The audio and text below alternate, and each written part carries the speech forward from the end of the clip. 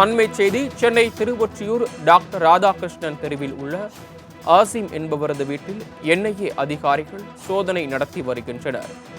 கூடுதல் விவரங்களை வழங்குவதற்காக செய்தியாளர் ராகவேந்தர் இணைப்பில் காத்திருக்கிறார். ராகவேந்தர், இந்த சோதனையானது எதன் அடிப்படையில் நடைபெறுகிறது? சென்னையில் மற்ற இடங்களிலும் என்ஐஏ அதிகாரிகள் சோதனையில் ஈடுபட்டு வருகிறார்களா? வேறு எங்கெங்கு ஈடுபட்டு வருகிறார்கள்? விவரங்கள். வணக்கம். பெங்களூரில் கடந்த 2022ஆம் ஆண்டு பிரவீன் நெட்டாறு என்பவர் கொலை செய்யப்பட்டார். இந்த கொலை வழக்கு தொடர்பாக இதுவரை 19 பேர் கைது செய்யப்பட்டிருக்கின்றனர். கர்நாடகாவில் 10க்கும் மேற்பட்ட இடங்களில், தற்போது சென்னையில் 2 இடங்களில் இது தொடர்பாக சோதனை நடத்தி வருவதாக என்ஐஏ அதிகாரிகள் தரப்பில் தெரிவிக்கப்பட்டிருக்கு.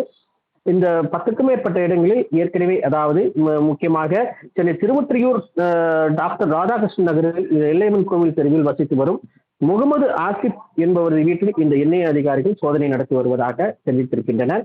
மேலும் இது மட்டுமல்லாமல் சென்னையில் மட்டும் 2 இடங்களிலும், கர்நாடகாவில் 8க்கும் மேற்பட்ட இடங்களில் இந்த சோதனையானது நடத்தப்பட்டு வருவதாக தெரிவிக்கப்பட்டிருக்கு.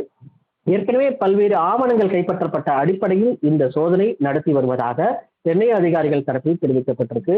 ஏற்கனவே இது தொடர்பாக பல்வேறு ஆவணங்கள் பறிமுதல் செய்யப்பட்ட நிலையில் இன்றும் பல்வேறு ஆவணங்கள் பறிமுதல் செய்யப்பட்ட